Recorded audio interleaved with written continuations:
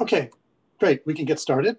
In honor of today, I'm wearing one of my many NMR shirts from Cambridge Isotope, which happens to be run by pure coincidence, my best friend from high school, Terry Grimm. I later connected with and found he was an isotope salesman. So that's how you get your C13 and your N15. So I want to talk to you some about NMR. And there are a number of reasons for this, but this gets us a little further into algorithms and a little further into chemistry. Let's sort of warm up a little bit here with a little exercise. Who knows what this drug is, one that we all like to take? Any guesses, or you know from your chemistry?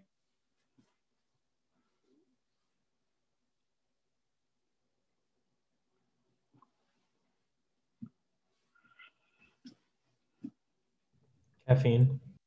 It is caffeine. Good job. All right. What about this one? I'll give you a hint. I wasn't feeling well this time last year in this class, and I was taking this along with caffeine. This is a prescription drug. Anyone know what this is?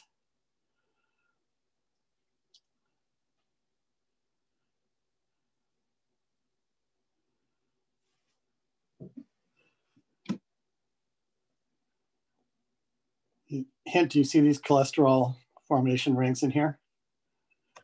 I'll give you any hints.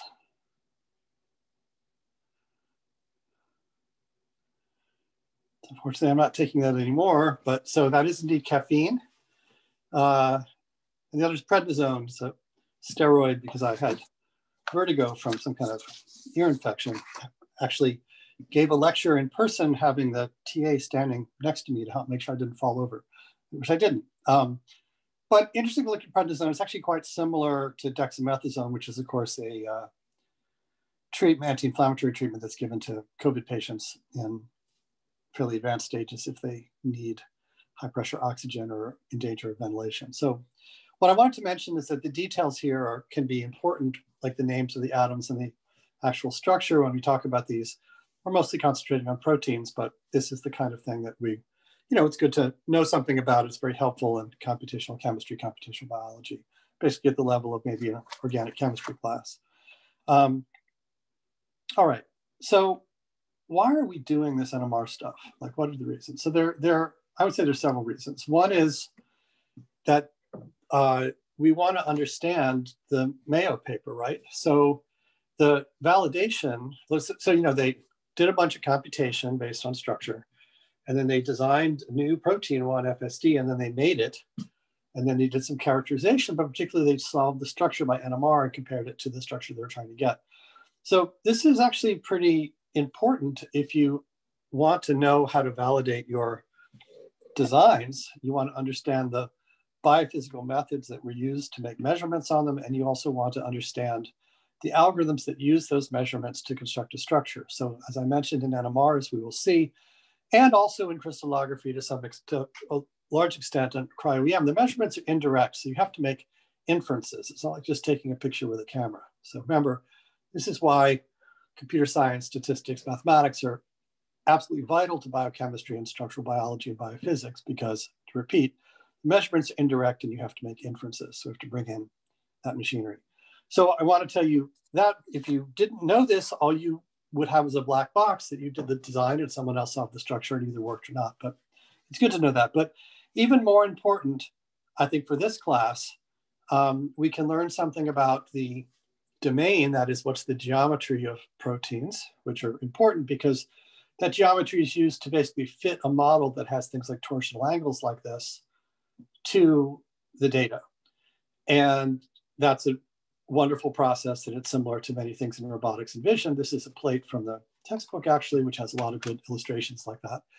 But finally, another reason we're doing that is that within a lecture or two, I want to show you something really cool. So the algorithms to solve structures from NMR data that use a lot of distance restraints, some of those are quite interesting, but the problem is NP hard. So, any algorithm is going to have some problems solving the structures based on that kind of data.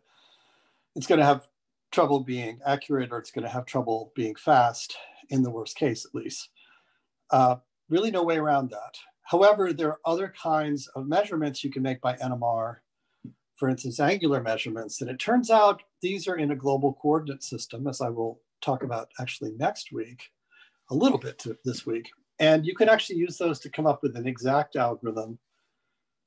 And the exact algorithm actually is polynomial time in certain cases under certain assumptions. And this is quite remarkable. And the mathematics and computer science are really interesting. So it's an example of actually understanding the data, coming up with an algorithm that can process it, build models, and trying to analyze in terms of completeness, complexity, and accuracy. So we will only touch on RDCs today. I'm going to give you the background, but we'll do more next time. Now,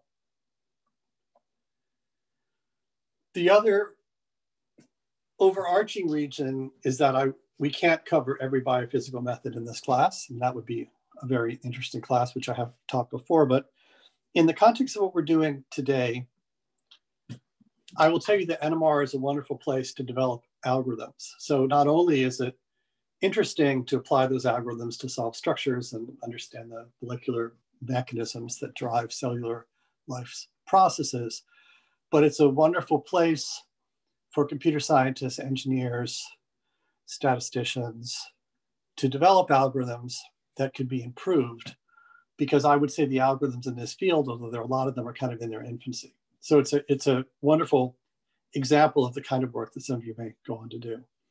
Now I have some slides prepared, but I'd like to go to the document camera and write some stuff on paper before I do this. And so that's what I'm going to do next.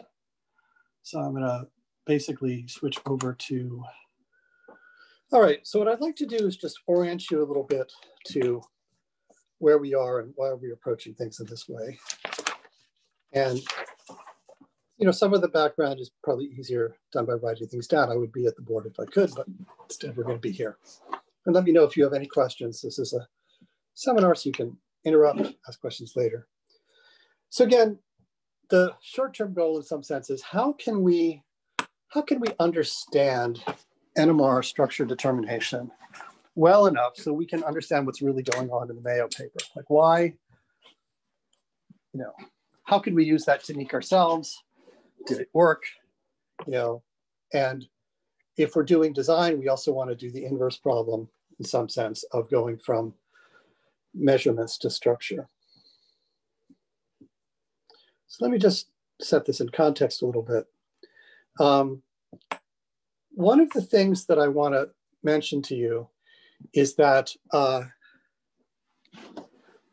as we think about NMR, there are many it's a very complicated phenomenon. So there are many processes that require a sophisticated model. So you may have seen something about NMR or MRI where you had models of things like spinning magnets and dipoles interacting. And this is largely a good way to think of things. But what I wanted to mention to you that even the simplest phenomena in NMR actually require a quantum mechanics viewpoint. And here's something you might see in organic chemistry class. This is propane. It's a molecule you might use in a grill if you grill outside, or your parents or your friends grill outside like this. This is a spectrum of NMR. So basically we're doing NMR to look at a one-dimensional spectrum of the proton signals here, the C13 signals here. This is propane labeled with C13 so we can see it. And one of the things you'll notice here is you see these different peaks, right? And it makes sense there are two groupings of these because you have both the methyl groups, which are on the end, the CH3s, and you have the CH2 here, these methylene groups like this. But why are there so many peaks? Let's look at this guy here, for example. So this guy here is basically, two big peaks, right? And a bunch of little ones. So the two big peaks makes sense. It corresponds to the two hydrogens attached to this carbon here, the two big peaks. And over here through the methyl, right, you have three peaks basically corresponding to the three protons there. And the reason you have three and not six is that these are identical local electronic environments. So these guys have the same exact shifts of these guys. You can't tell them apart. But you can definitely tell it's like topology, right? This has a connectivity of two, this connectivity of three. So you see the three big peaks there. the three little peaks here. This is the methylene groups, and this is the methyl groups. But if you look here, there's all this fine structure. Why are these guys split up in some ways? And this can only be explained by quantum mechanics, which I'm not going to teach you in this class, but going to point you to some other classes. But basically, in some sense, the energy levels, let's look at the kind of easier case here. Basically, the energy levels of these guys split the other guy. So in other words, this guy here really has one frequency or one peak, but he's split by this guy into two peaks. And similarly, this should have one peak, but he's split by this guy into two peaks. So one of the things that's a kind of important thing to realize about quantum mechanics is that when you think about it, the quantum effects come in the very beginning, and you can't explain any of this splitting phenomenon, which you would learn in organic chemistry, for example. You can't explain any of this using spinning magnets, right? You have to actually go to the quantum representation. Now that would be a very technical and detailed class. So what I'm going to try to emphasize here is understanding it well enough that you can understand what the NMR data is telling you. But what I would say here is, let me just give you a little orientation to this, especially if you want to study more. So basically, the way to think about this is, we looked at propane, the way to think about this is by a concept called the Hamiltonian. And basically there's an equation due to Schrodinger that governs how particles at this scale, such as nuclei, and of course the things inside them that give them the spin, how they're governed. And it's good to kind of know a little bit about this in some sense. So the way to think about this is the Hamiltonian is some function of the state of the system. Now the state of the system is given by a complex waveform psi of t. This isn't the psi angle, this is some function. And so this is a complex valued thing that varies with time. So the state of things is actually given by that entire waveform. And it describes how things evolve in time. So this is equal to I, Planck's constant reduced, the derivative of psi at t with respect to partial derivative. And this is often very confusing to people who haven't seen it before. It's called Schrodinger's equation.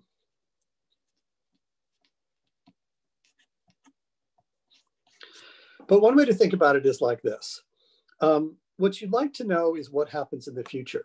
But physics is really good at it, predicting what happens in the future, at least predicting what happens next, and that's called a derivative. And over here we have this, right? We have, this is I squared to -1. So basically the idea is this is telling us, well, what happens in the future? What's the vector that tells us what's going on? And what this is telling us is that there is an operator, happens to be a linear operator, that when you apply it to your current state, which of course is a wave function, it's giving you essentially the derivative. Now, of course, there's this scaling by Planck constant, and you have this phase thing here where you go to the switch things to be complex. What the Hamiltonian is doing is it's essentially a linear operator, which is a remarkable thing. And it's operating on the function to tell you what happens next. And this is the basis of, if you wanted to go to first principles to understand how these NMR things work. So what I would say that the thing to understand about NMR, this is sort of the second point, and our first point here was splittings. And the point of splittings is you can't understand them just using spinning magnets. The Hamiltonian is the master equation that would describe where everything works. It's kind of like F equals ma for particles and waves. But the key thing about NMR is the following, that in this, by pulse sequences, what we do is we directly manipulate spins, and that's governed by quantum mechanics. But we can't observe the result of that in any particular spin. Rather, we observe the effects through statistical mechanics. So really, we're bringing together two parts of well understood physics. So we directly manipulate and change the state of spins using quantum mechanics. And then we observe the effects via statistical mechanics.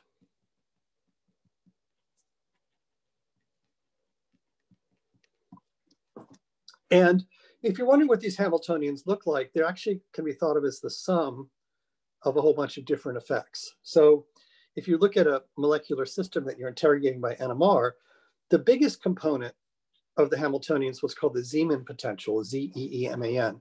And it's basically the potential function that determines the shape of the hydrogen atom. And the second biggest one is the chemical shift component. It determines what actually are the frequency of these peaks. And the third biggest one, more or less, is called the dipole-dipole component. And that's basically it's basically an approximation of the spinning magnet interaction of two nuclei that typically are bonded together or nearby. What's interesting about this is that even though the nuclear Overhauser effect that you've been reading about is actually very, very important in NMR, it's actually a much weaker effect. And it's much weaker than these other things. And that's because it's proportional more or less to 1 over r to the 6, where r is the radius between the two nuclei that are interacting through the NOE. And it's just interesting to note that when we actually get next time to look at residual dipolar couplings, they're here and they're nearly a quadratic factor more visible or more powerful or easier to see than the NOE. So all these various different components of the Hamiltonian, all these things evolving in time at the same time, are going to tell you something about the system. And the pulse sequences, in some sense, manipulate them and select for them. So we ignore the Zeeman potential. We are interested in the chemical shifts. So basically, our measurements are indexed to what frequency you're looking at. And then we might look at geometric measurements, such as NOE, which is distance, or this dipole-dipole interactions that will give us angles. And that's sort of the framework in which we're kind of thinking about. So what you should take away from this is that good to know what Schrodinger's equation is. It's not really so frightening. It's a linear operator. It's operating on these complex states, which are actually these wave functions. A wave function is a mapping from time into the complex plane, has all this stuff going on. But basically this operator, which essentially is kind of linear in character, is telling you what happens at the next instant. So it's predicting the future in some sense. That's a terrific model to have. And again, I will say this, I'll rephrase point 3 in some sense, which is that I love the way quantum mechanics is taught in a university. I think it's brilliant and we have brilliant people here doing it. But it's been taught that way for a really long time. And basically at the end of your first year or semester, if it's accelerated, you have enough ability that you can calculate the orbitals of a hydrogen atom, right? Beyond that, you start doing various approximations, and that's a whole other course. Nothing wrong with that. But one interesting thing about NMR is that you can much more directly, in some sense, interact with the quantum mechanics, because you have to do any experiment at all, you have to actually manipulate the spins. And so in some programs, particularly tending to motivate things like medical physics and biomedical imaging, often quantum mechanics is taught with a laboratory in NMR, because there you're directly manipulating spins in your first experiment and even understanding how they change. So that's the setting of what we're doing. And that having been said, what I'd like to do is go back to slides and tell you a little bit about NMR. Now you're probably thinking, wow, this sounds like a lot of stuff. And what I've tried to do here is I've tried to essentially come up with something I could give you in one lecture for one presentation, because I want to have discussion, so that you can ask me any questions you want and you can understand this well enough to process the data in your algorithms. So let's go back to our PowerPoint here. Ask me any questions you want. I have a bunch of stuff here. We'll take a little break in the middle, assuming things go well. Okay.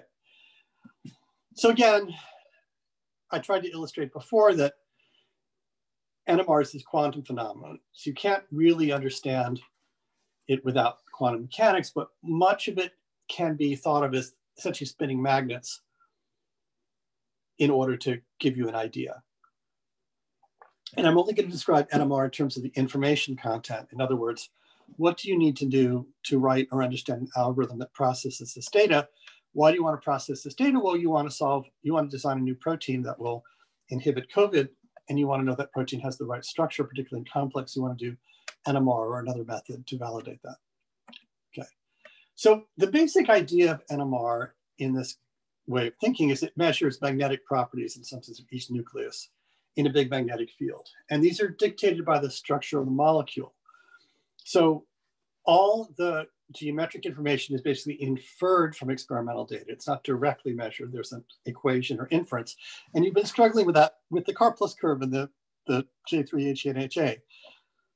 The J3HNHA experiment does not directly measure the phi bond angle, but it gives you a reporter from which you can make inferences about what it might be.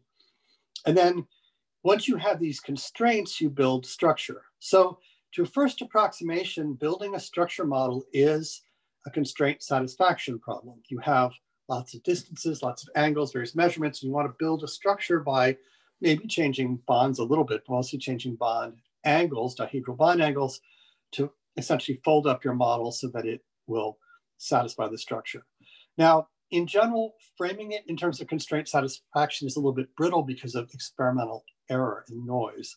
And so we generally turn the problem into an optimization problem where we try to violate the restraints as little as possible instead of trying to satisfy them as hard restraints.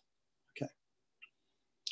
Now, one interesting thing, and you won't get all of this in our class here, but NMR and MRI have the same underlying physics. And the reason they're called something different is that patients, it turns out in hospitals, or even not in hospital, people outpatient didn't like hearing the word nuclear. They're afraid of the term nuclear, so it was renamed.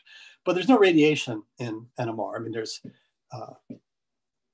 radio frequency stuff going on, but there's no damaging radiation. So MRI is the same kind of thing, but they work in different ways. They're looking at different phenomena, and we can talk about that if you're interested. We're interested in biomolecular NMR. So I would say that both cryo-EM and X-ray crystallography are a bit closer to an imaging technique. If we could actually focus X-rays, we could take pictures of molecules like a hologram. Right now, we don't have the phase. We'll talk about this a little bit later. So you could think of X-ray crystallography as a physical technique that is computing the 3D spatial Fourier transform of the three-dimensional signal, which is the structure of the protein.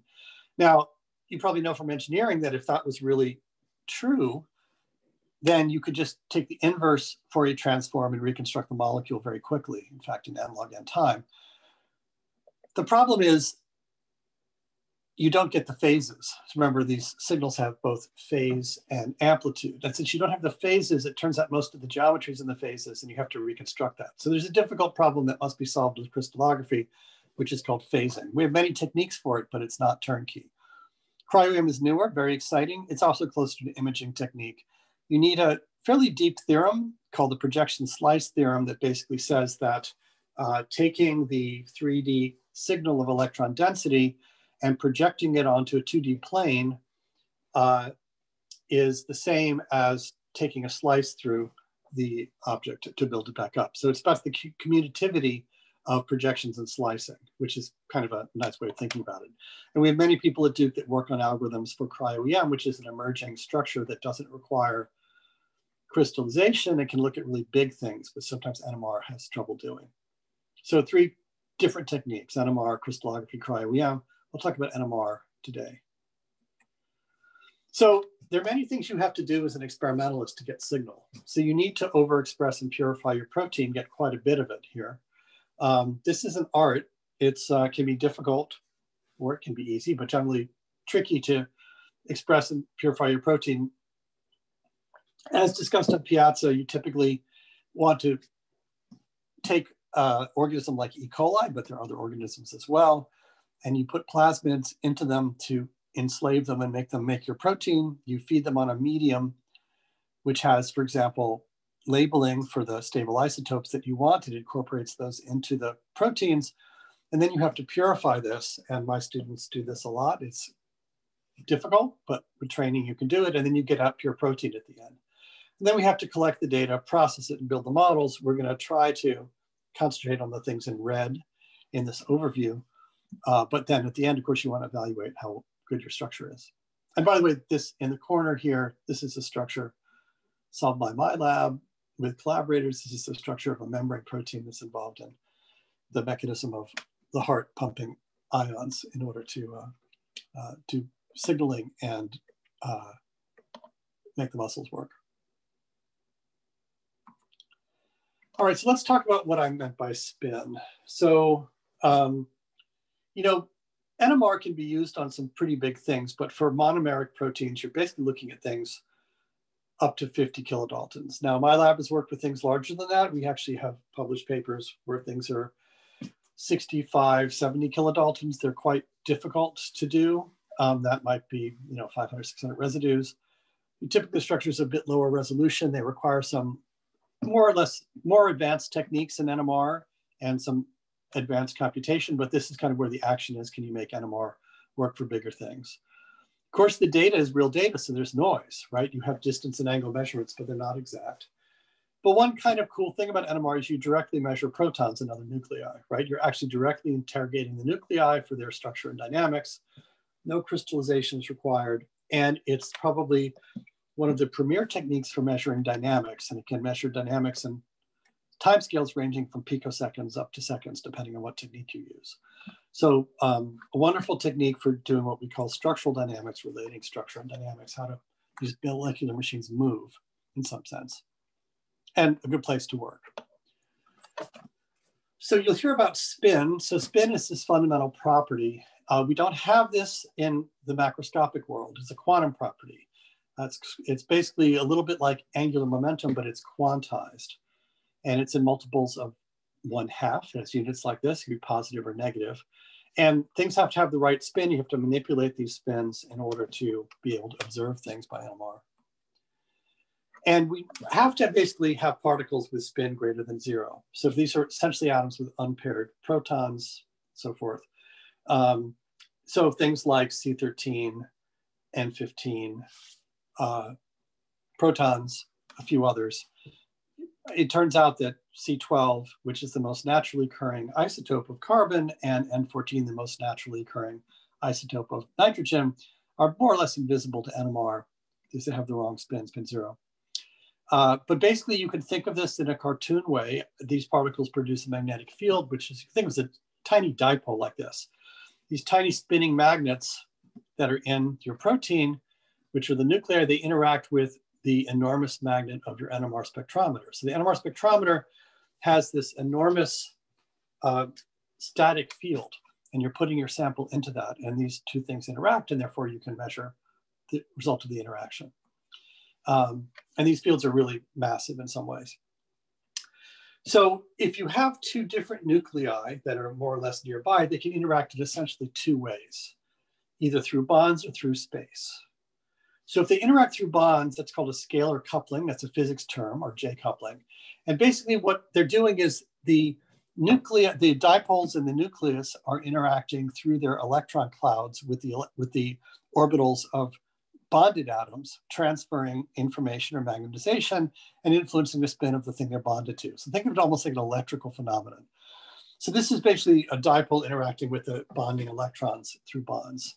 And this is great because you can transfer information and measure things through bonds. Through space interactions are typically things like like NOEs, right? You can measure things through distances, and we'll later talk about dipolar couplings, which can also interact through space. And you measure scalar and dipolar couplings using different techniques. In other words, different pulse sequences. You have to perturb the system with radio frequency pulses, sometimes pulse field gradients, which are magnetic pulses. So basically you're irradiating the sample with RF in order to change the quantum state to exchange information. But this distinction of through bond experiments and through space experiments is fundamental to understanding NMR. And again, I'm not trying to give you enough information that you can go into the NMR magnet room. We have one in French and one in LSRC. They're typically great, but so that if you worked with a spectroscopist or got the data, you could understand the data, hopefully as well as an experimentalist could. And that's really the role of practicing computational biology, computational chemist. Okay, so what are these scalar couplings? And here's sort of an example. So basically, here's a way to think about it. So here we have a piece of a peptide or protein, but you have a torsion angle like phi, something's going on here. And if you're separating coupled atoms or spins, the configuration of the angle is going to alter the scalar coupling value because the electron clouds are rotating, right? And you measure this in hertz, which is interesting.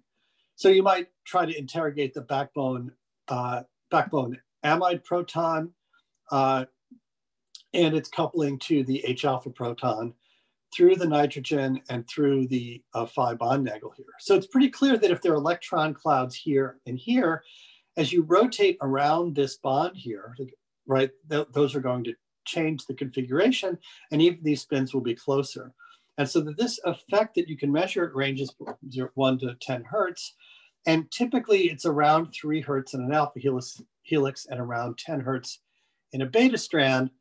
And so this is a reporter on whether or not this particular peptide plane or this particular portion of the peptide is in an alpha helix or a beta strand.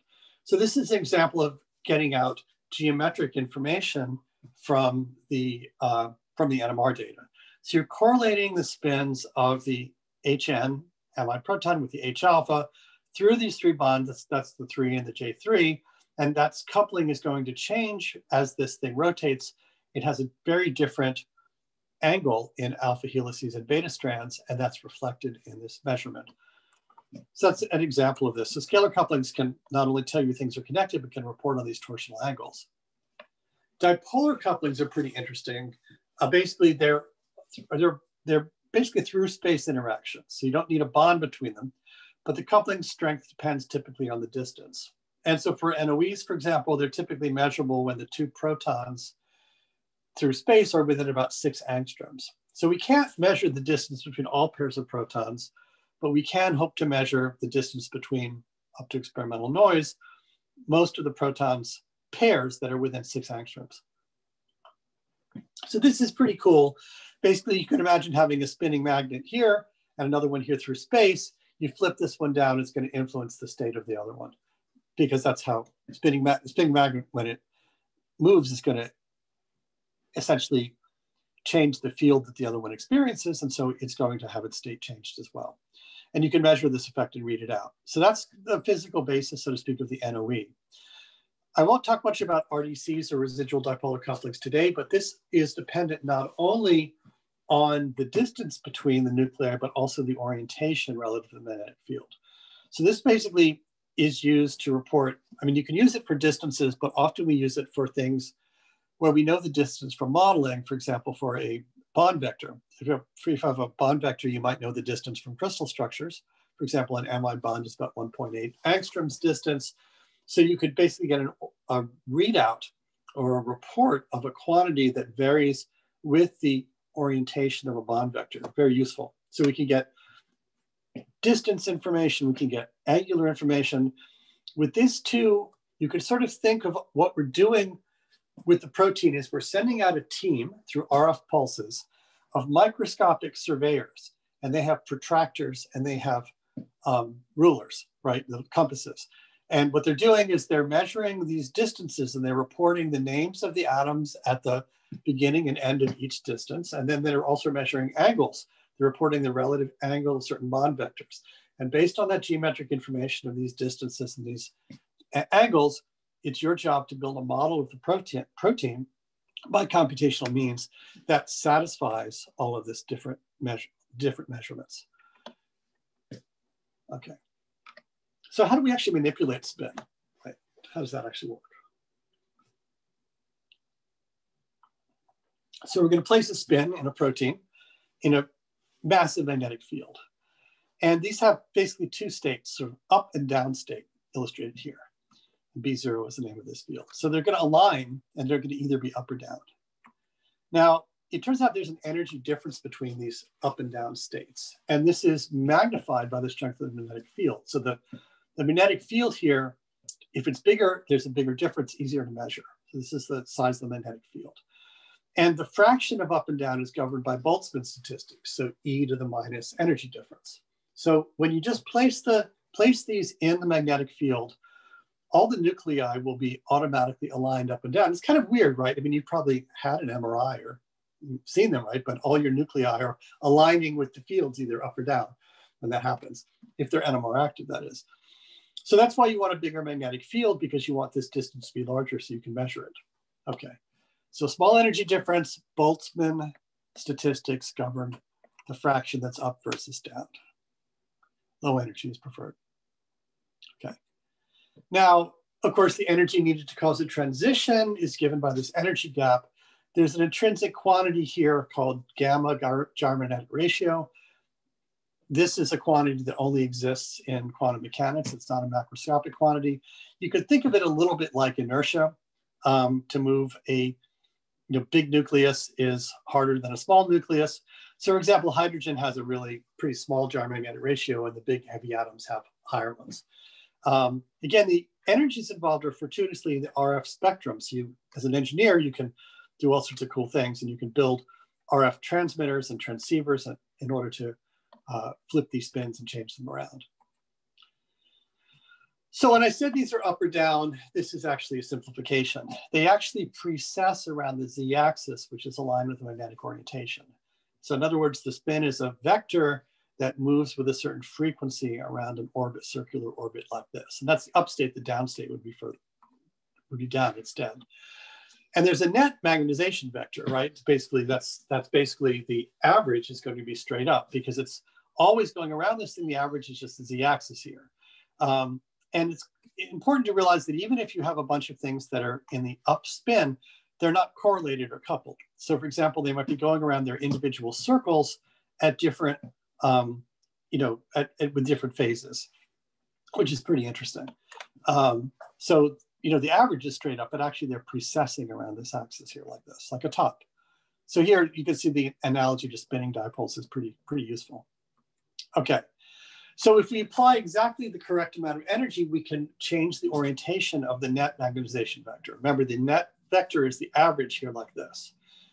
So hopefully the example here would be we're precessing like this. We apply just enough in order to knock the vector down into this plane here. And now the net magnetization vector is something that precesses in this plane instead. This is called a 90-degree pulse. The timing is exquisitely important. It's actually developed using control theory. And we can do two things. We can knock down the net magnetization so it's in this plane, and we can also couple the phases of them. In other words, so that at least initially, they all cross the y-axis, but we have lots of spins here at the same time. So we can couple the spins, change the orientation by this. That's our first, pulse sequence in some sense. Now, again, there's a precession around the z-axis, which is fine. And we can detect this. So basically the thing is we knock it down. This is a quantum mechanical operation where we change the nuclear spin angular momentum, but then we let up on the pulse. We get rid of it and we allow the thing to basically, we then can record this. So the key point here is that we basically, when we knock this down, we induce a current. We have a spinning magnet, essentially, it reduces a current in a detector that's along the y-axis. And to record this, it's called a free induction decay. And it looks like this. It basically is going to die away over time because you lose coherence and also you lose the angle. Things basically relax back to their native state. But now we have our first example. We knock things down to basically an axis that we want to record things on, and then we record the signal. There's tons of signal processing here for those that are interested. Okay, free induction decay is a signal that looks like this. It's a decaying sinusoid, FID. And we'll talk about why these decay due to interactions with the surroundings and the name for that, which is called spin lattice relaxation. All right, so basically, here's some more examples here. If you basically irradiate this with RF, you tip the net magnetization back down. So we can have these various different pulses that change the axis where things are spinning and also change the phase so that things are coupled together. And this is, super important. So basically the energy exchange is a way to focus or defocus the magnetization. So when you manipulate this, each dipole is basically precessing that generates a sinusoid. Each dipole, to a first approximation, has its own frequency. So the frequency, of course, is the chemical shift, and it depends on the details of where it is. So it's exquisitely sensitive to the local electronic environment that surrounds the nucleus, what's it bonded to, what's nearby. So the FID that you actually measure is some complex, that is complicated mixture of sinusoids of different frequencies that we have to somehow sort out and deconvolve. It's a wonderful process. Wonderful things to do here for people in machine vision and computer vision. Okay. Now, the system is going to eventually return to its equilibrium state. And this process is called relaxation. So you have to do all this fast before it relaxes back. So you knock it down, basically it's going to, you've knocked it down like this, it's going to relax back to this state here. And that's super important here. So in this example, there are really two kinds of relaxation. And they have these different names. We'll try to describe them here. So one kind of relaxation is the net magnetization vector. Instead of being a thing that, like this, it's going to be a thing that tips back up to where it was. So this is a change of the vector. If we, we're always allowed to go to rotating coordinate systems, right? So we're in a laboratory frame. If I now do a coordinate transformation so that I'm like on this vector, basically in that coordinate system, this pulse sequence that knocked it down is just changing the vector from this to be like that, right? And then relaxation is it relaxes back like this. Now, of course, in the laboratory flame, it looks like something crazy because when it's down in this state here, the vector is moving. Let's see if I can do this. The vector is moving. I'll take you with me. The vector is moving like this, right? You can see I'm spinning around like this, right? And in some sense, what's happening, if you look at my arm, I'll take you with me on this rotation. What's happening is that my arm is like this, which is the vector, but in the relaxation process, I'm going to relax back up like that. And now I'm kind of dizzy, so maybe I need to take my prednisone. Hopefully not. Okay, so these have names for basically these two changes. So basically, you can sort of see them in this picture. So this is an example, the first is an example of the vector coming back here. This is an example of dephasing. So let's talk about this. So if I have 1 million or 1 billion spins in my protein, after I do these operations that like knock everything down, going in the reverse direction here, they're all synchronized. So at time 0, they're all crossing the y-axis at the same time. But over time, 2 spins will diverge. In other words, they'll have different phases. And those phases will spread out as you see here. They'll start out together. Eventually, they'll be totally incoherent like this. So these have names. Basically, spin lattice relaxation is the time it takes for the net magnetization to return to the z-axis, like from this horizontal axis, can it come back up? And then transverse relaxation is the time it takes for the phases to completely decouple.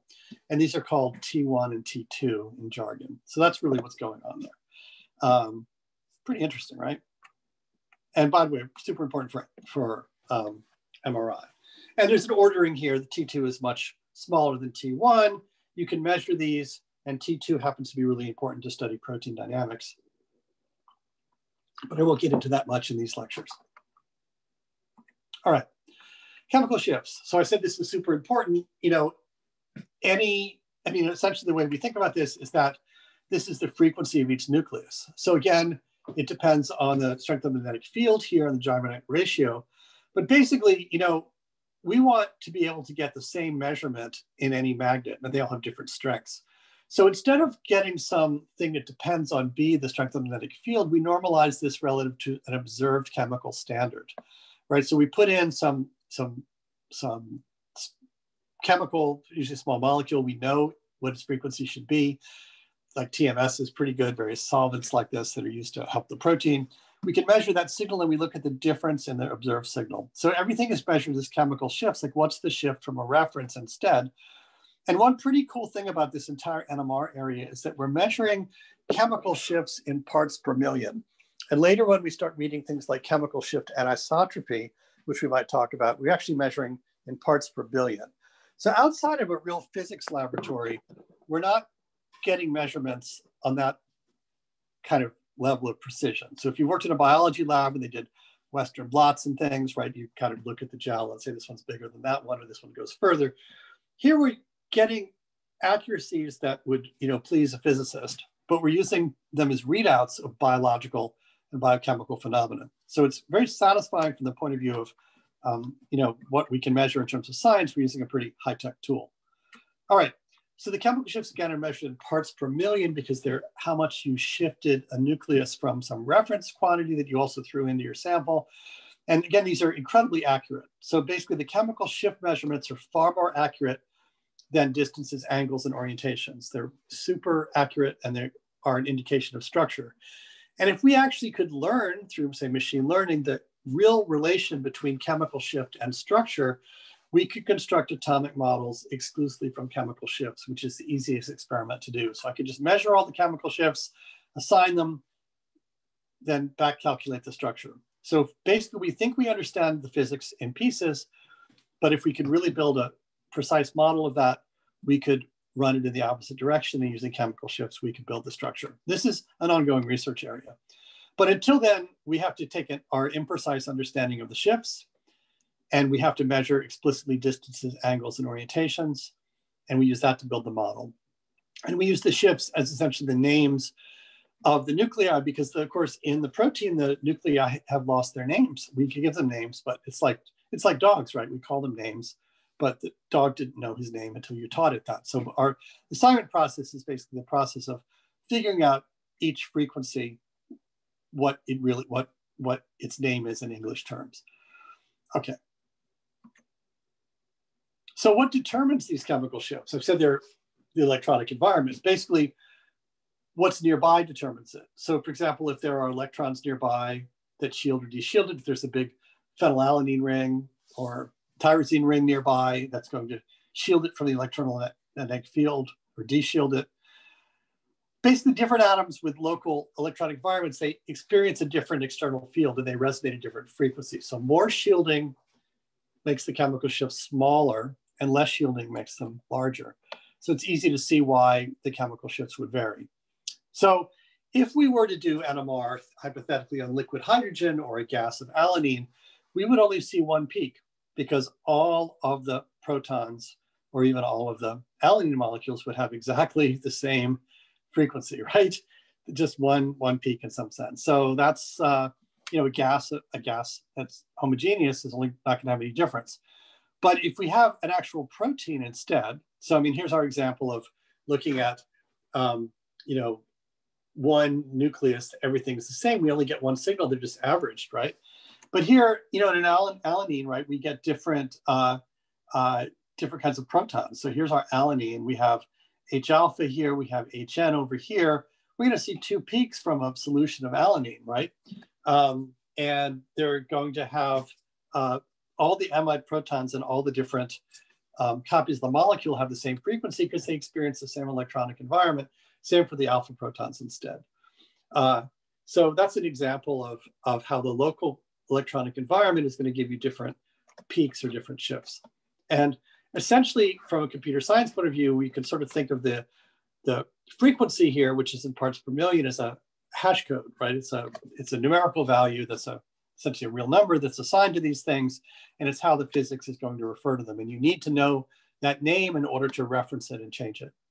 Okay, so now we're getting a little more computational even. So in a protein, the amide protons of different alanine residues are going to be different because they're in different environments. And so if you had just two of them, they'd look like this. So again, the structure basically changes these, and the resonant frequency is super, super sensitive to the structure, which is kind of a cool thing. All right, so we use that information in order to tell what the structure is. And there's databases of these that are really good. The Biomag ResBank, run by Jeff Hope now. There's a repository of all structures that have been solved with chemical shifts. Lots of chemical shift statistics are there. Here's some sample statistics across many proteins. So for alanine, and these are color-coded to be different hydrogens, different carbons, and the nitrogen in peptides. So you can see for alanine, this is typically where these different protons fall in a distribution. For arginine, why are there more peaks here for arginine than there are for alanine? Does anyone know?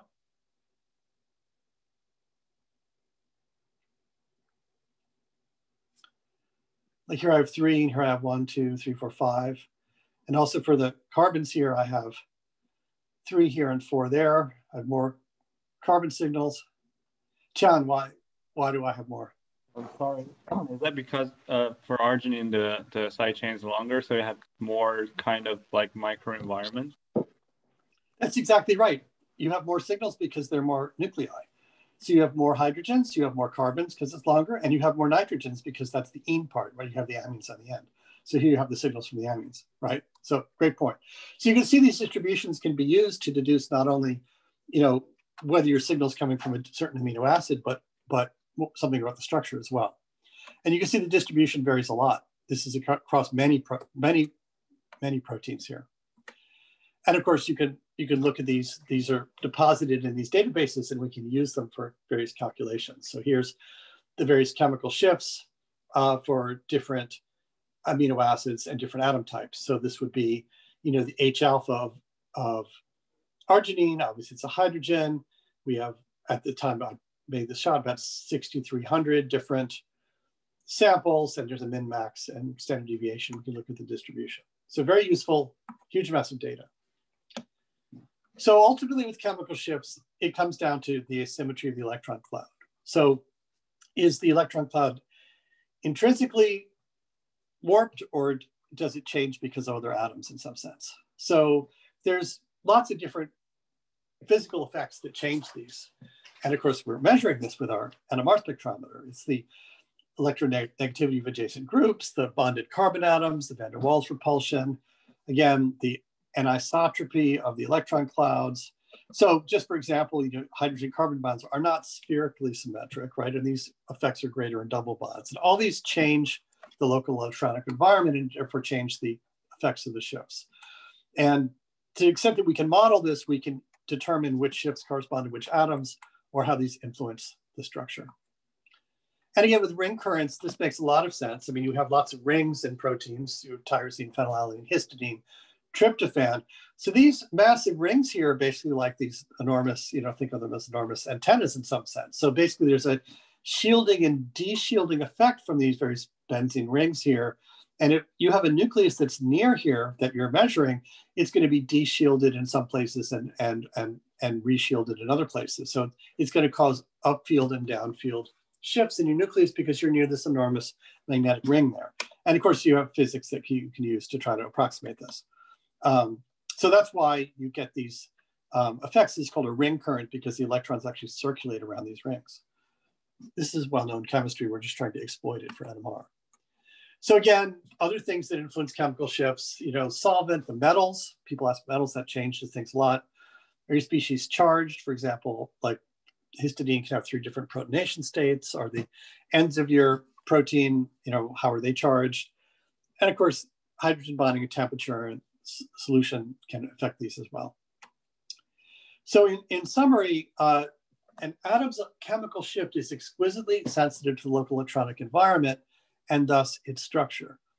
And the shift is a sort of fingerprint for that atom. So most atoms will not have the same shift, and that's good because you tell them apart. This is essential for what we're doing. So first we identify atoms by shift, and then scalar and dipolar couplings reveal aspects of the local geometry. So the key way to think about this is you call an atom, the amide proton of arginine 16, because that's in your model. And when you do an NMR experiment, you know exactly what is you're putting in the tube. It's not an investigation of what's there. It's an investigation of what are its biophysical and structural properties. So you have a name for it, right? But physics is going to call that 7.8, right? And you have to get that mapping to that scalar frequency, right? The chemical shift, and then you can reference it. So you can use that both to interpret data that's a readout about the proton at 7.6 ppm, and you can use it to explicitly address that proton and change its state and the state of its neighbors. So think of it again as a hash code, but one determined by physics. All right. So this is an inverse problem, right? The physics forward direction is given a protein, what are the chemical shifts of all the nuclei? The inverse problem is given those shifts, what's the structure of the protein?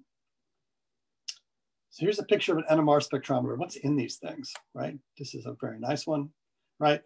They have different magnetic strengths. We measure the strength in megahertz. That's the resonant frequency of the proton, how fast the proton spins, right?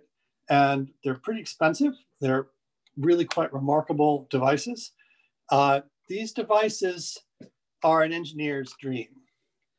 You have inside them, you have a small area with a uniform magnetic field that are the highest in the world, like 27 Tesla for these big ones, corresponding to 900 megahertz. That is cooled by liquid helium. The liquid helium in turn is chilled by liquid nitrogen. There's a superconducting circuit for the superconducting magnet making this field. You have active shielding so that you don't demagnetize all the watches and computers in LSRC. You are using RF pulses on 3 channels to manipulate the spins. You're reading this out simultaneously by a transceiver. You're manipulating the magnetic gradients at the same time, and you're collecting all this data, which is enormous on a cluster of Linux processors, and then doing signal processing on them.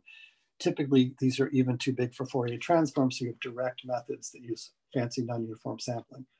So many things there. I'm, again, you know, a little surprised that engineering departments don't make NMR a focus of what we use to teach much of our principles, but they're kind of all there. Again, the probe is chilled. It's, you know, got a cold probe there. These are really quite fancy devices. You know, when they install one of these, you know, it comes warm. They bring in 5 or 6 tractor trailers full of generators and 60 amp cables, and they hook them up through your doors to your device, and they charge up the magnet superconducting circuit. But once it's going, all that stuff goes away because it runs until it quenches, runs forever because there's no loss. Superconducting circuit has 0 loss. So quite an interesting high-tech device with lots of interesting engineering and computation in there. So Duke has some really nice ones. We have a beautiful 700 megahertz spectrometer, an 800 megahertz spectrometer even. These have channels for all the different nuclei. 700 one is, for example, near my lab in French. The 800 is near my lab in LSRC. These are widely used. So these are really nice. We also have access to others, but here are the things that might interest someone who's interested in technology. So you're directly detecting and exciting nuclear spins. To design pulse sequences, you need optimal control algorithms for the RF radio frequency pulses and the pulse field gradients, right?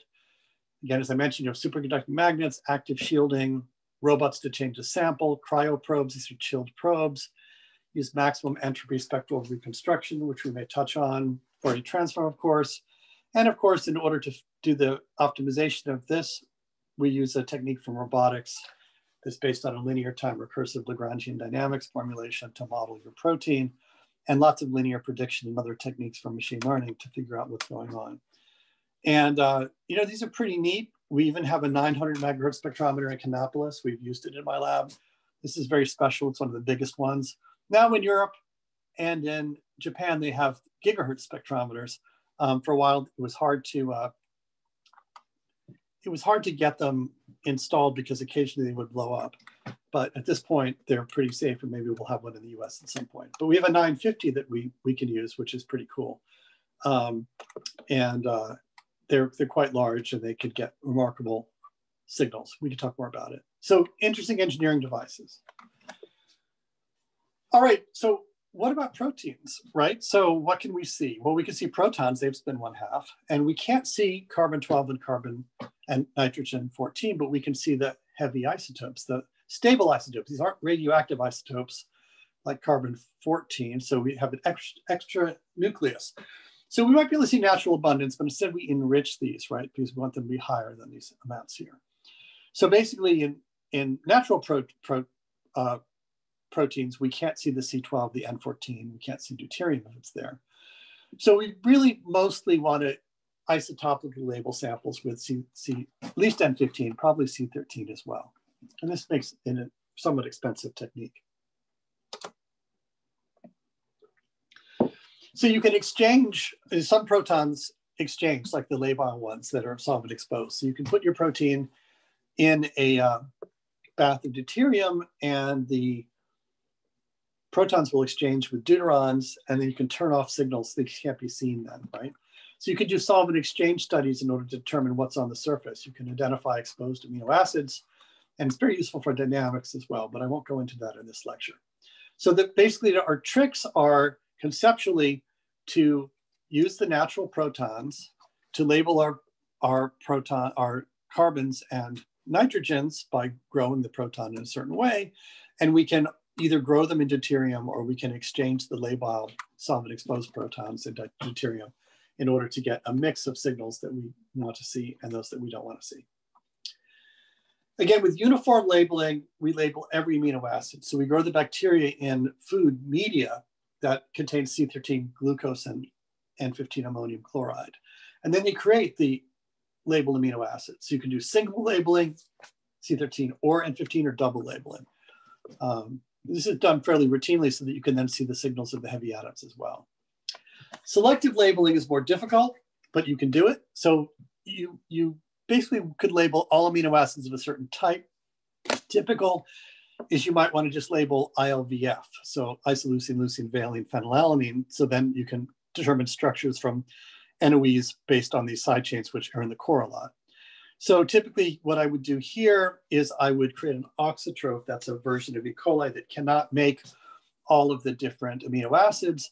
And then I would feed it precursors of like isoketobutyrate, isoketovalerate that would be labeled appropriately, and then everything else would be unlabeled. So I'd only have C13, for example, in certain amino acids, and these things occur in the core of protein-protein interfaces a lot. I might be able to deduce the structure from that. It's very hard to label just a particular, amino acid, but we can label all amino acids with a certain type. So basically, we can use this to identify specific atoms in the spectrum. Now, there are many kinds of experiments we can do by NMR, and I want to give you a little feeling about this bestiary, right? Basically, each type reveals something different about the structure or dynamics. And essentially, you can't select for a specific residue, but you can select for certain kinds of atoms, like all protons or all protons in a methyl group, all amide protons. And this selection is done by construction of the pulse sequences, which is a way to address all atoms of a certain frequency or all atoms that are all nuclei that are connected to a nucleus of a certain type. Let's go on a little bit. So depending on what we're doing, these can take a while. So some experiments are half hour, others can take a week or two because you're taking lots of data and averaging them. So one thing you could try to do as a computational person is, are you interested in trying to minimize the number and complexity of the experiments? Can we extract more information and from the easy experiments that are less time consuming? This is kind of a workflow optimization. It's a way to try to find the minimal experiment set. And this is an active area of investigation because there is a lot of different experiments you can do. You might like to be an efficiency expert and just do the ones you need to. So basically, these experiments involve essentially you excite the protein via RF pulses and then record the FIDs. And then you transform the FIDs into a spectrum via the Fourier transform. So the FIDs are time domain signals, they're functions of time. Fourier transform or peaks is a function of, signal basically. So here's sort of an idea of thinking about this. So one-dimensional experiments. This could be useful to reveal the shifts of a single kind of atom. The FID might look like this. So it's basically the free induction decay as it goes over time. We process this with the Fourier transform and we get peaks like this. These peaks correspond to frequencies. This is intensity on the y-axis, frequency here. And you can see that there are roughly 3 frequencies superimposed, maybe 4. 3 frequencies are superimposed here. So we see 3 different kinds of chemical shifts with some overlap and splitting probably here like this. So Fourier transform, very fundamental notion of computational tool that's used here in NMR. Now, this is a one-dimensional proton spectrum. Each peak is a different proton. You could get an idea that the protein is folded from this if you know something about proteins, but you can't really deduce much about its structure. And of course, there's a lot of overlap. So the thing is that you want to be able to pick these peaks, like what peak corresponds to what nucleus. You see the peaks and you see the frequency, but you don't know which one is HN of arginine 15 and which is H delta 1 of phenylalanine 27. You want to have that correspondence between scalar values in ppm and names, which are ASCII text that correspond to what's in your model. That's the assignment problem. So can we pick these peaks, identify the peaks? There's a lot of tools for this. It's not perfect. But there are other challenges beyond this, is to figure out the mapping between the peaks and the atoms. Again, this is the assignment problem. So for small molecules, not a problem, but for large ones like proteins, it's very difficult. This is one of the primary challenges computationally in NMR, is that we want to find the mapping between peaks and the atoms.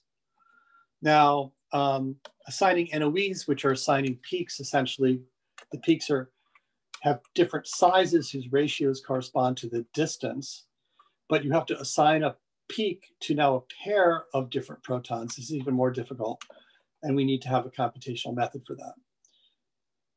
All right, so what's difficult here? Well, one is crowding. Like in this region here, how many peaks do we have? There's ambiguity, overlap, right? We have to deal with that somehow. So in a 1D spectrum, this is really hard. And for that reason, physicists and biophysicists have pioneered multi-dimensional experiments. And these are really cool, and they're a mainstay of NMR. Let me show you how it works. So we can reduce the ambiguity with these multidimensional spectra. Basically, we measure the frequencies of interacting pairs or triplets or quadruplets even of atoms simultaneously, and we correlate them together in one sort of cube. So this used to be very hard to explain to students, but now you've seen things like TensorFlow, where there actually are these matrices or these cubes in space. We're basically trying to find a way to index those instead. Here, an example will be useful. So basically what I've done here is I now have a signal that a multidimensional FID is basically varying in 2 dimensions. Basically over time, I get intensity that varies as a 2-dimensional signal. And basically you can think of that each row is a different free induction decay. A collection of free induction decays. In fact, this is often sampled over some period of time where I change some parameter. So I have a whole bunch of free induction decays. They vary over time, a collection of signals. So you can think of this as a list of functions where each function is an FID, or think of it as a signal that maps from time to something 2-dimensional, or a row of these decaying sinusoids. And I can do a multi-dimensional Fourier transform on that, and I get something beautiful like this. This corresponds to 2-dimensional peaks. Each peak corresponds to the frequencies of a pair of interacting nuclei. For example, it might correspond if the x-axis are frequencies of amide protons and the y-axis are the frequencies of amide nitrogens that are N15 labeled. A peak might correspond to a pair of an amide moiety, namely an amide proton and an amide nitrogen that are interacting through bond. And this is extracted uniformly by a 2D Fourier transform, which is pretty cool. And here's an example very explicitly doing what I said. Each peak corresponds to an amide moiety, the hydrogen frequency here, the nitrogen frequency here, and you have a different peak essentially for each amino acid in the protein, with the exception of prolines, which don't really have an amide proton, and of course the C-terminus. So we basically have a peak for every amide moiety in the protein. It's a pair of frequencies, omega X, omega Y, corresponding to the frequency of the amide proton, amide nitrogen, like this. Pretty neat, has a fancy name, heteronuclear single quantum coherence. Heteronuclear means you have a spectrum where you have different kinds of nuclei being measured on the X and the Y axis. So this is our first multidimensional spectrum of ubiquitin in this case. And you can see you get an idea of what the protein kind of looks like in frequency space. Now there are even fancier ones. You can do this 3D and 4D. The acquisition time obviously goes up with the dimensionality. That's a huge computational problem for NMR spectroscopists. In fancy labs, and we have those to do, you can even do 5D and 6D experiments for smaller proteins. And you can pass this coherence transfer through bonds and through space up to maybe 5 or 6 links, which is pretty cool. So basically these multidimensional spectra can be either heteronuclear like we saw before, or homonuclear. Basically each axis represents usually protons. And you're probing specific tuples of atoms. Like basically you classify these by which tuple are you probing. A tuple can be thought of as a subgraph. If you imagine writing out the peptide structure as I did in one of the first classes, which triple or which quadruple of atoms are you actually probing? And are you reporting just the shifts, or are you reporting geometric information like scalar or dipolar interactions? Mostly in this class, we're interested in the heteronuclear experiments. All right, so that's what I wanted to say for now. And we've done a lot, and what I'd like to do is take a brief break while we, I'm gonna make a cup of tea myself, and I'm gonna come back in 3 minutes, and I will then tell you about the next steps, some more experiments and building models and things like that. So please relax, I'll pause the recording and see you in 3 minutes. I had a quick question. Is now a good time? Yeah, sure, absolutely.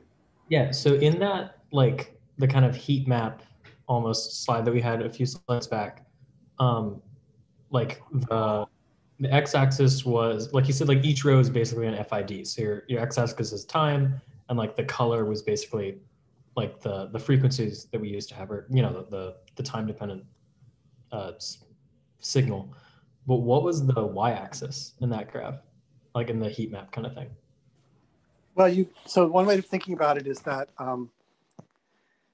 you can address different nuclei by changing your pulse sequence. And often the change is as you can see from the time dependence of the pulse sequence that knocks down the magnetization vector to the y-axis. You basically, each FID is done stereotypically by repeating the NMR experiment with a different time delay between the first and second pulse sequences. And so basically what each axis is, each row is an FID, and then you're incrementing that time interval by delta t at each step as you go up, and then you're just stacking them on top of each other in y. And by making that interval, for example, longer, you're addressing different possibilities for the partner pairs that the nucleus is interacting with. So you're actually changing a parameter of the experiment. So what's going up is different FIDs, but the FIDs are done with different parameters. Okay, and then the Fourier transform in 2 dimensions kind of automatically separates them based on those interaction pairs? Based on the frequencies, yeah. It's extracting the frequencies. Right, well, like, because the thing I was confused about isn't like in like COSY or something, like our end result is kind of like a plot of points, basically. And like each point has to be like a specific, H1 assigned to a specific N15 or 15N like frequency, basically. And I just didn't know how, like, I thought I didn't know, like, once I've got all my H15 frequencies, I've got all my 1H frequencies, how do I make sure to pair them up to the correct like pairs? But is it the the COSY is a homonuclear experiment, but the analogy is reasonable. Yeah. So the way it's all in the design of the pulse sequence. So in the HSQC, what happens is you start out by broadband addressing of all the amide proton, all the protons, but basically looking at the amide range. And then the next part of the pulse sequence, aside from noise suppression and averaging, you're trying to basically transfer that magnetic coherence to an attached N15. And the pulse sequence is specialized for that. And it's specialized in some sense to only transfer on that pathway, not on others. So if in the broadband excitation, you're talking to an aliphatic proton that's attached to a carbon or some other proton, then the magnetization dies at that point, it doesn't transfer. So at that point, you've transferred magnetization to the N15, and you spin lock it, which means you correlate the coherence. So in other words, the state of the N15, which you're now addressing in that pulse sequence, is based on, is correlated, so it knows the proton that it came from. Then you transfer things back to the proton through the same reverse pathway, and then you read it out. So the thing is that when you do this, you can imagine that in order to transfer things to the nitrogen, right, to the N15, that you needed a different parameter to the pulse sequence. In fact, it's not quite right, but you can imagine you needed to know the nitrogen's frequency. And the way to think about that is that by having a variable time delay between, say, the nth and n plus first pulses in the pulse sequence, you have the ability to now address different nitrogens. So only the ones that actually, respond to that delay, i.e. will evoke the right frequency, will result in a decent coherence transfer. And so that, in short, what you've done is you've coupled the coherences by quantum mechanical operations so that they're correlated now. And so that you only read out from this experiment when you've actually successfully transferred to a nitrogen. So in other words, the way to think about it is that in this experiment, you know the frequency of the amide proton because of your addressing strategy. And that's basically a sensory readout. You know the frequency of the N15 because of a control strategy. In other words, what time parameter did you use to address it? Does that make sense? Yeah, so using all the pulse frequency or the pulse sequences, like each one would correspond to getting that coherence with a different NH pair. And then because of that makes you pair them up and separate them out. Yeah, I mean, not a different NIH pair, but a different frequency range. But yeah, essentially, yeah. So you're only varying one parameter as you go up that axis. Okay. Yeah. I can give you some reading on this if you're interested. It's a fascinating question to try to address. So thanks for bringing it up. Okay, so let's go on here. Thanks for the question. Show some more slides here.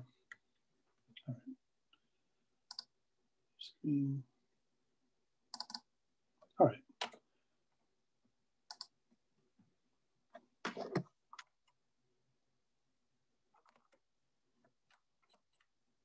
So again, it's part 2, so to speak. Again, we're doing this because we want to know enough NMR to understand the Mayo paper, and because I want to give you a foundation so you can look at really cool algorithms that can get around some of these issues, although we won't really do much more than lay a foundation for RDCs today. All right. Now, we have these multidimensional spectra now, right? So what do we do? I mean, how can we imagine assigning such a creature? Okay, so how do we think about that? What is the strategy we'd use for assignment? It's a very interesting computational problem. So we need to have different kinds of spectra together. So again, there are 3D and 4D spectrum, and we can use these, right? They're more expensive to get, but they're widely used at this point, and they correlate not just 2 spins that are, as in our amide moiety example, but many spins together, right? And again, we can look at different kinds of spectra we talked about, and we want to kind of combine these together. So it's kind of a data fusion process. So as mentioned by your colleague, we have homonuclear experiments that correlate protons. This is a cozy spectrum, right? The proton-proton scalar couplings. But mostly in this lecture, presentation, I should say, we'll talk about the homonuclear experiments. So again, but I will just mention this, that the cross peaks basically say that you have protons that are coupled through the backbone, right? That's sort of the idea. And one important point about this is that if things are close in frequency space, doesn't mean they're spatially close. It just means they have similar frequencies or similar names. So just like 2 people with the name John aren't necessarily geographically in the same place. Now, more generally, if 2 atoms are coupled, we can measure the strength of that coupling. And this is, again, a quantum mechanical effect, actually. It's the strength of peak splitting here in 1 dimensions. Let's look at sort of an example of this scalar coupling. So in 1 dimension, it's the distance between these 2 peaks as things get split. This might be a simple molecule like a propane or ethane or something like that. So 1 dimension, we can see this phenomenon. And in higher dimensions, it can give us geometric information, which is pretty cool. So let's go back to the example that I put this in. We had lots of questions about this, which was great. So this is a 3-bond scalar coupling, right? So I mean, to think about this, the cozy shows you could get couplings between things that are coupled by a couple of bonds, but we can actually get things in 3 bonds like this. So we're correlating the amide proton here with the H alpha proton there. There's this angle, the phi angle can change, so the electron clouds change. I think I've convinced you the electronic environment is pretty important. So the coupling is going to change here. Can we measure the scalar coupling? That's going to be pretty interesting, HNHA. So you have the phi bond angle illustrated here. It's going to change this. Now, there's physics behind this, but what Martin Karplus observed quite a while ago is that empirically, if you looked at a database of crystal structures and then you went into the lab and measured the J3 HNHA coupling, you could then ask, well, how can I fit that data to what's known about the phi angles, right? And he came up with this empirical curve. He just made it up, just fitting. It's a nonlinear fit. A cosine squared, B cosine plus C. There's a phi bond angle here. And the key thing that's interesting is that this angle varies. It's a structural parameter, right? Between phi and psi, that would really define a lot of your protein. And he said, I can find constants empirically. I do a fitting problem, find A, B, and C. So this is a decent fit to my data. I'm not showing the fit to the data, but I'm showing you what the curve looks like. And again, let's remember how this is measured. This is called Newman projection. I might have some more of these. Let's talk of looking down the dihedral angle. So you look down this dihedral angle. How do we measure this angle? So again, think of it as I look down this angle, I sort of have atoms hanging out of the nitrogen, atoms hanging out of the carbon. You could think of this as in the following way. So let's look at an example from a butane, which is a little bit easier.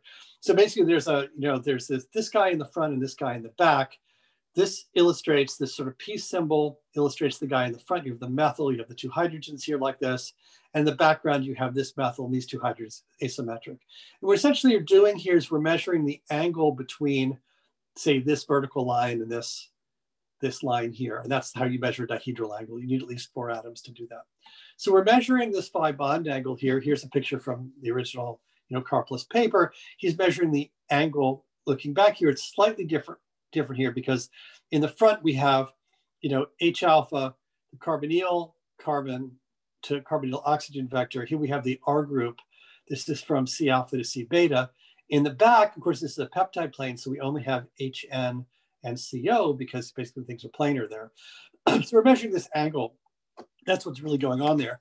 So what he did is he empirically fit parameters based on crystal structures where he measured the phi bond angle and J3 HNHA experiments to try to show how the data could be fit. So very nice that these couplings we've been talking about actually give you geometric information directly that's related to the configuration, especially the joint angles of your robot in some sense. Already talked about that. And just in general, this is the key way of thinking about the dihedral angles in a protein, right? So if you think of a picture like this, right, you don't have as pretty a picture as in an organic molecule where you have these nice triple things here, but basically your situation is always going to be that here in the back, we have the carbon, the carbonyl carbon here. We have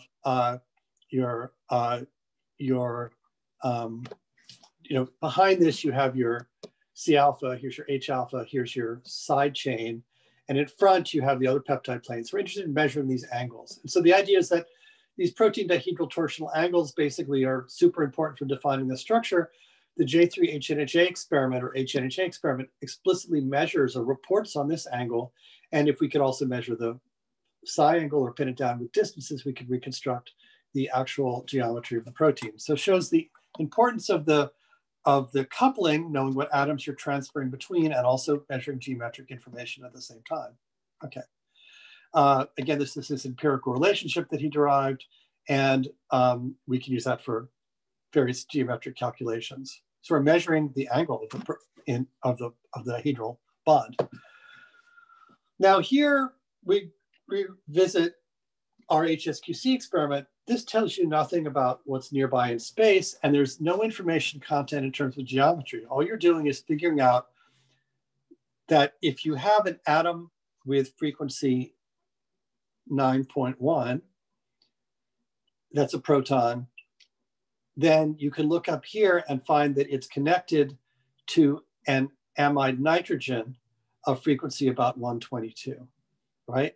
So basically each spot gives you a pair of frequencies corresponding to the pair amide nitrogen and amide proton.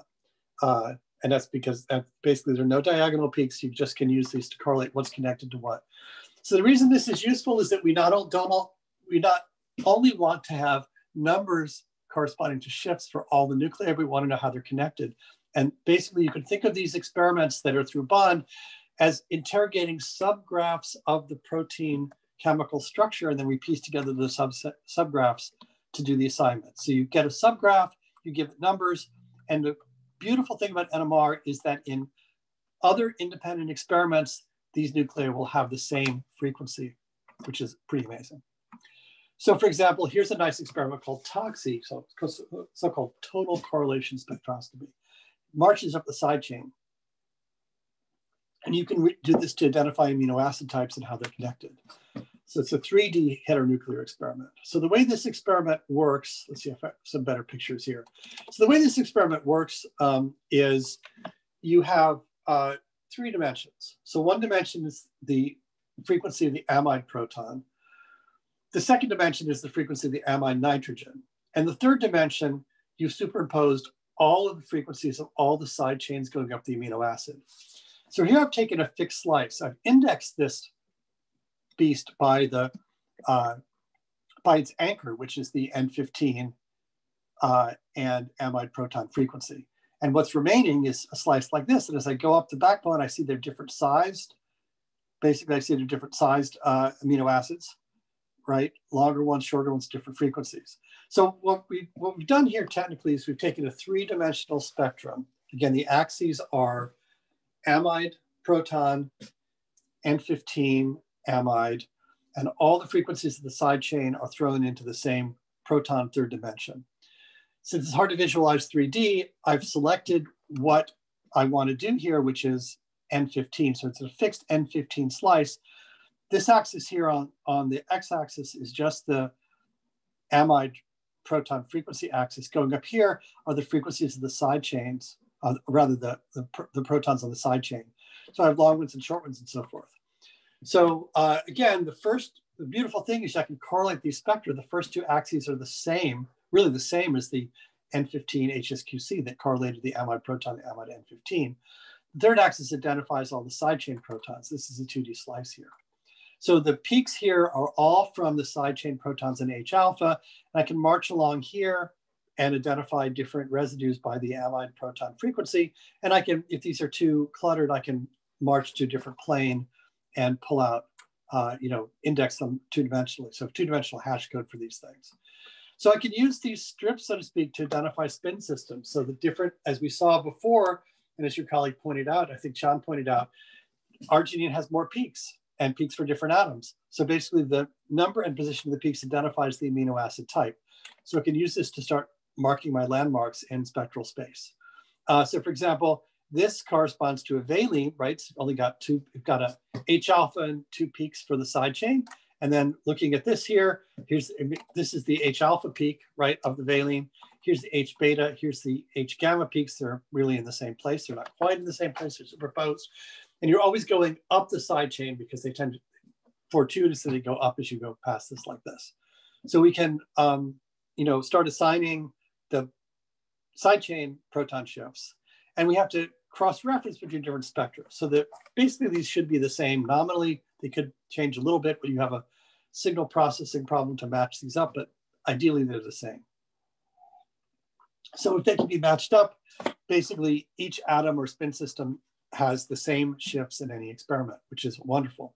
So in this case here, keep in mind that our case here, since the axes 1 and 2 are the same as HSQC, we can use those to like correlate our spectra and combine information between them. This is pretty neat. So again, cross-referencing can be a big deal. Let's look at our case here. The HSQC, the axes are amide proton frequency, amide nitrogen frequency. For the toxi, the axes are amide proton frequency, amide nitrogen frequency, and proton frequency going up the side chain. So this plane here is the same as the base plane here. And then going up in the Z dimension here are the different frequencies of the side chain protons. So for example, for this guy here that might correspond to valine or something, or maybe a phenylalanine in this case here, notice this guy has all the same amide proton and amide nitrogen shifts, and they just vary here for how do the proton shifts change up the side chain. So kind of a beautiful dimensionality pictures of this. So we can cross-reference the HSQC, which is about amide protons and amide nitrogens, into toxi peaks going up the side chains in order to establish amino acid types and even assign NOEs to those. So using a toxi, we can classify the spins, at least probabilistically, as being in different amino acid types. We still need to be able to link up adjacent amino acids. Like, how do we do that? We need a technique to do that.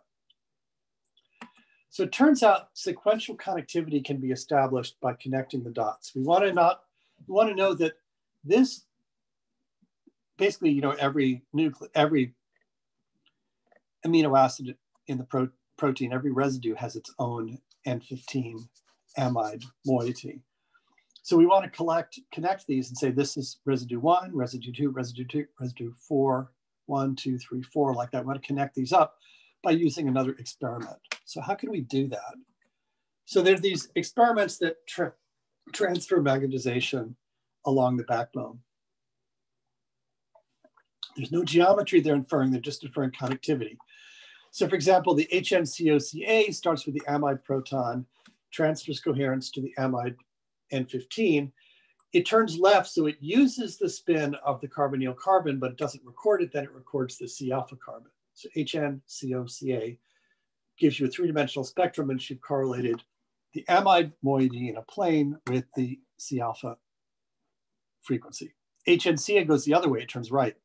Correlates amide proton with amide N15, then that is flipped over to the C alpha. So you see the pulse sequence is being selected to either turn left or turn right, depending on our RF pulses. This one always turns right, and so that we can get a three-dimensional spectrum correlating amide moieties with C alpha or amide moieties with C alpha I plus I minus 1.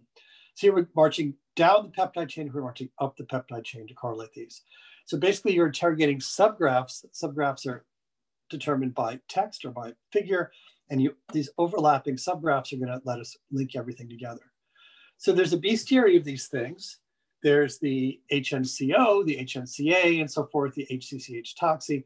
These are all different kinds of experiments that are basically interrogating subgraphs of your peptides or protein structure.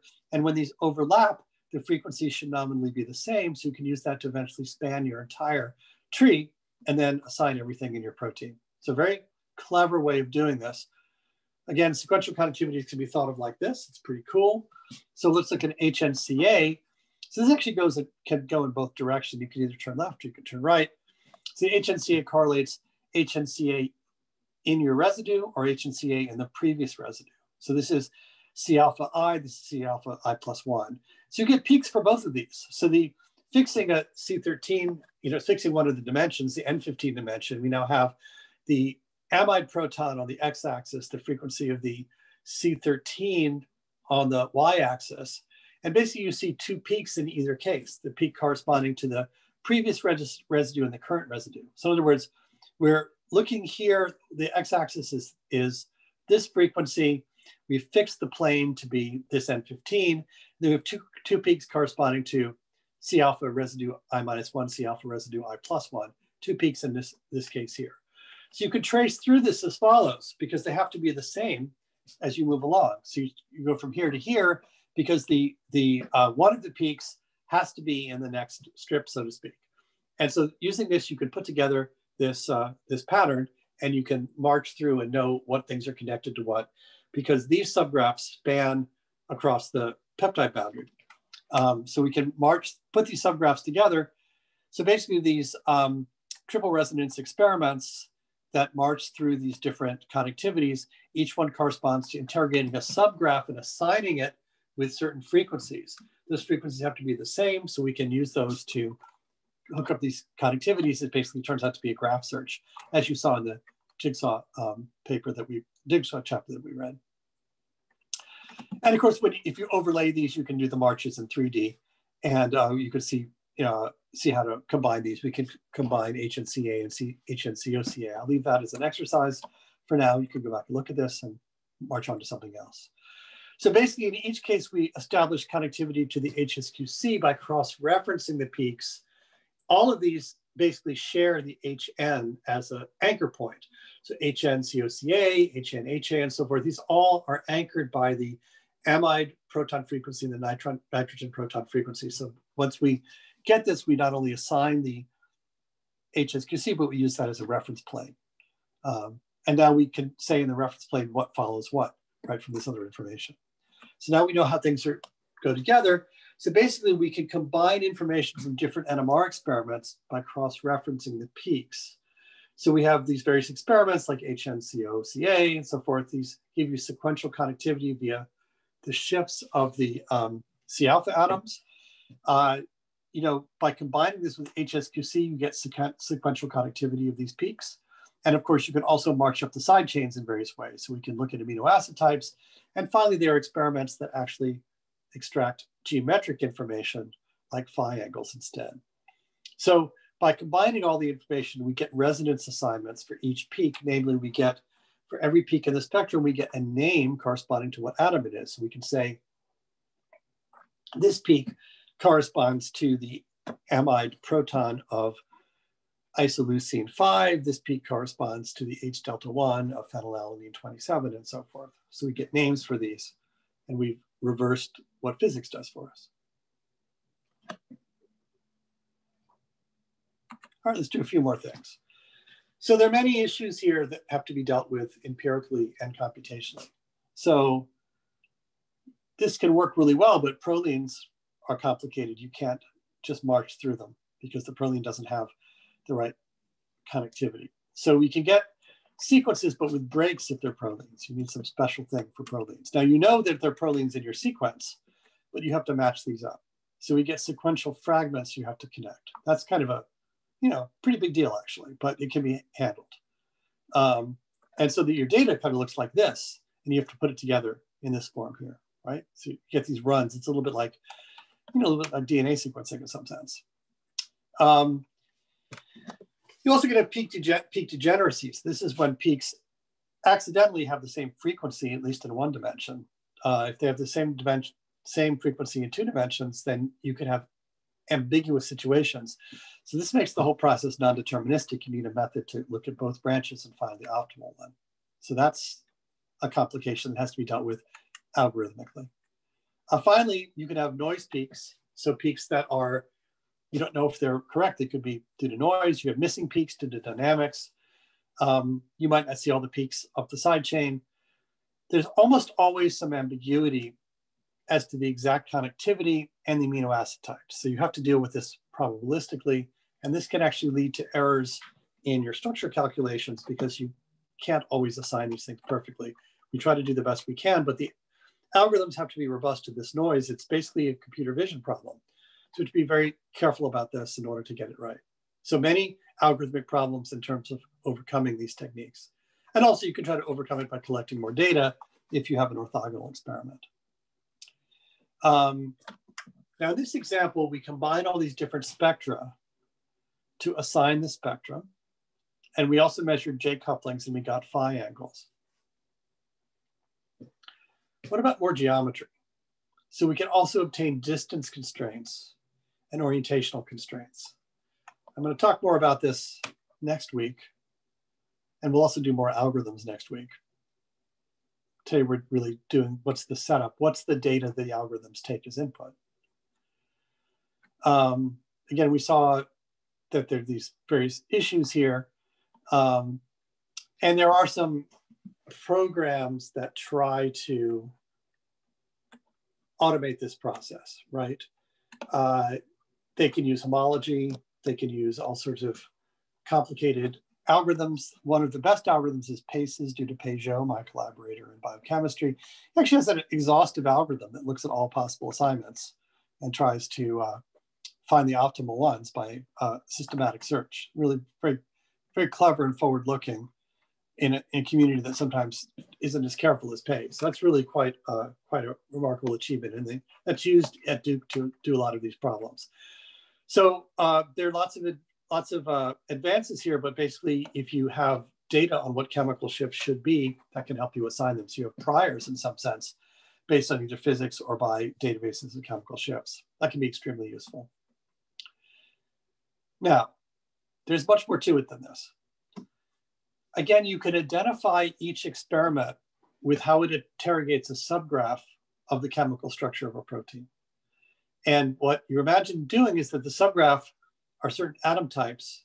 The experiment gives frequency to each atom of a particular type, like HNCO would give frequencies to the amide proton, amide nitrogen, carbonyl carbon, right? And those frequencies are invariant across different experiments. But basically you can imagine what we're trying to do is use our bestiary of experiments. Each one is a different experiment here. And what we try to do is we try to cover the protein structure, the chemical structure, with a collection of these subgraphs. And where they overlap, we can reference them, then we can assign the entire protein. And finally, I want to mention that my mnemonic for peptide structure appears in this experiment here, backwards, HNCOCACB. This starts with the amide proton, the amide nitrogen. We now transfer coherence through the carbonyl carbon, but we don't record that. Then we get C alpha and C beta. So we go up the side chain a little bit here. Very useful experiment, four-dimensional experiment. Amide hydrogen, amide nitrogen. C alpha and C beta. We use this for control, but not for recording, right? Be too large. So use it in order to say turn left. So many more experiments can be done here. And of course, you're measuring couplings here too. Some of them are geometric, some of them aren't. Generally, the 1J scalar couplings are just for transferring information that aren't going to be geometric. The 3J ones can give you bond angles. Again, we talked about extracting geometric information from the HNHA. What about distance restraints? So the NOE is basically due to dipolar interactions, actually cross-relaxation of these things. So basically, instead of going through bonds, we can do an experiment that correlates nuclei through space. It's pretty cool, right? So if they're close by like this, I can measure the distance between an amide proton and an alpha proton. I can also measure the difference between an amide proton here and an alpha proton far away or close by. So I can measure these pairwise for things that are within 6 angstroms. That's a pretty cool experiment. So what's the physical basis of the NOE? This could be a whole course, but let me just give you the information content so we can use it a little bit. So the NOE is basically caused by a dipolar coupling. Think of spinning magnets. So basically the local field at one nucleus is affected by a nearby nucleus. So these mutually modulate each other. And basically if you knock down a spin here, it changes the spin there. And basically this effect is measured by cross relaxation. Like if you knock this one down, knock that one down, how quickly do they relax back to their original states? And how is that relaxation correlated? This correlation turns out to be basically a function of the distance between the two nuclei. There's some constant times 1 over r to the 6th. This is the intensity you measure, which is actually a ratio of peak volumes that you see. So what's really cool about this is I now get a quantitative measurement of the distance of 2 protons through space, where the protons are part of a protein. And so I have my technique now for having little rulers at the microscopic level that are measuring networks of distances that correspond to the structure of the protein. And now I have the job of building a model of the protein that satisfies those distance restraints together with the phi angle restraints I got from the HNHA. So we only observe this up to about 6 angstroms, so things that are pretty close by. All right. Now, this is typically measured in fairly fancy ways. So if you just measure this on a proton spectrum, it's a little hard to deconvolve this. So one of the things we often do is make this actually heteronuclear. So the way to think about this experiment, and I'll go back to this here, is if I just measure this, I get proton correlations. I get one axis that's one proton, one axis is the other. It gets really crowded because there are thousands of protons in a protein. So how could I make this multidimensional using the same kind of trick I had before? The trick is to combine the through bond experiments and through space experiments. So basically it works like this, intuitively. So first I address all the amide protons like this, right? Broadband pulse. And what I do then is I use part of the HSQC, I transfer coherence to the N15 nucleus like this, just as an HSQC. And then I spin lock them so those 2 frequencies are correlated, and I transfer it back to the amide proton. But instead of doing another pulse sequence to then read out that correlated quantum coherence, that correlated pair of spins, what I do instead is I now do the NOE pulse sequence to flip the energy or coherence through space across to a nearby other proton. And then I read it out from this proton. So in other words, the nuclei in my signal are going to be the amide proton, its attached heavy atom, and the proton through space, and I know which is which. Similarly here, I do the same thing. Start at amide proton, correlate that with N15, bring it back, now it's correlated, flip it through space to do the NOE experiment. I get 2 peaks, one to the nearby H alpha here, one to the distant H alpha here, and I now can look at the size of those peaks and read out the intensity. So pretty cool experiment combining through space and through bond. Now I have a 3D experiment that's much less cluttered, and I can look at NOEs between amide protons, just amide protons, and other protons, and I can disambiguate these and assign them. So again, written like this, 3-dimensional, the nuclei are going to be amide proton, amide nitrogen, and some other proton. It combines the HSQC for the one bond experiment with the NOSI. So we've essentially done here is, if you go back to our picture of these graphs, we've taken these graphs, which are, every edge in this graph is now a bond. It's a covalent bond to the protein. We now can augment these graphs, so to speak, with another color of edges corresponding to the NOEs that are through space interactions that depend on the embedding of the graph in three-dimensional space. And that way we can determine the structure. So now we have ways of getting angles, and we have ways of getting distances between protons. It's semi-quantitative, basically the bounded below by the van der Waals distance. Bigger peaks are typically closer. And basically we bucket these in peak volumes, basically between different sizes of peaks. So we look at ranges here and treat them as intervals. So this isn't an exact measurement. We have basically different windows, different intervals corresponding to the distances we observe.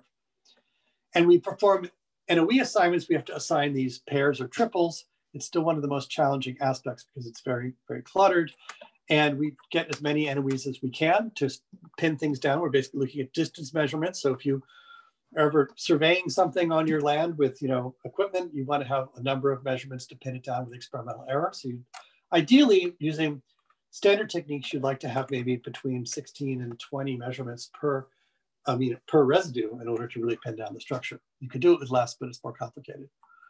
All right. So we've had a good time today, and there's not much time left. I want to tell you what I want to talk about next time and save some time for questions. So the reason I want to talk next time about RDCs is that they're really cool. They're somewhat newer, and there's an abundance of algorithms that are really interesting, and some of them have exact and provable properties.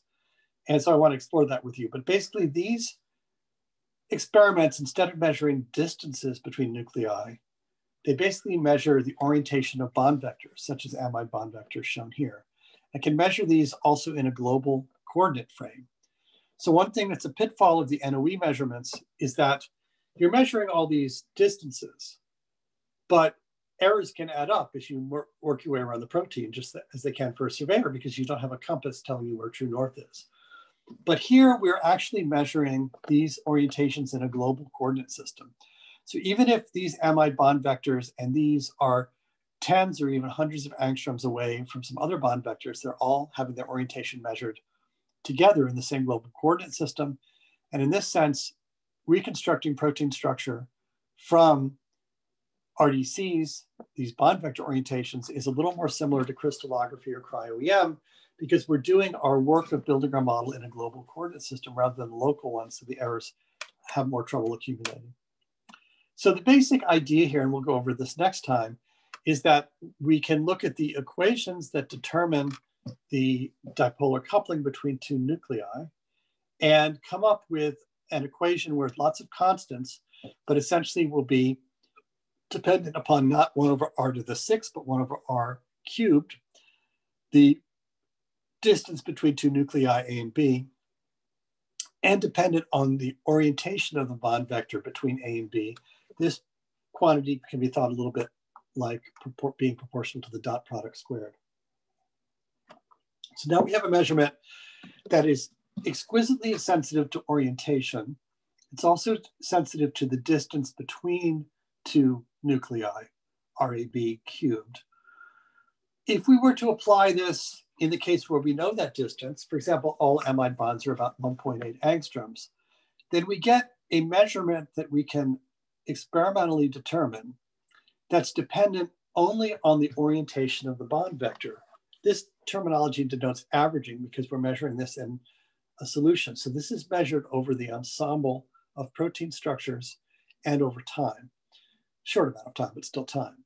So fixing this to be a known constant that we know from modeling, we then have a quantity here that basically depends on the dot product squared of the bond vector that we're trying to interrogate and the fixed angle of the external magnetic field. That's pretty interesting because then we can start to reconstruct the structure. So next time what I want to do is talk about how do we actually measure RDCs, like what's the preparation behind that, and what is the preparation of the sample. I'll talk about this a little bit. And then how do we basically align the protein so that we can record these, and how do we reconstruct the structure. But I think that's as far as I want to get for this particular presentation. And what I'd like to do is pause and take any questions that you might have. I'll stop sharing my screen, and I will stay around for any kinds of questions or conversation you'd like to have. But I'm going to stop the recording now, also to signal that while I'm extremely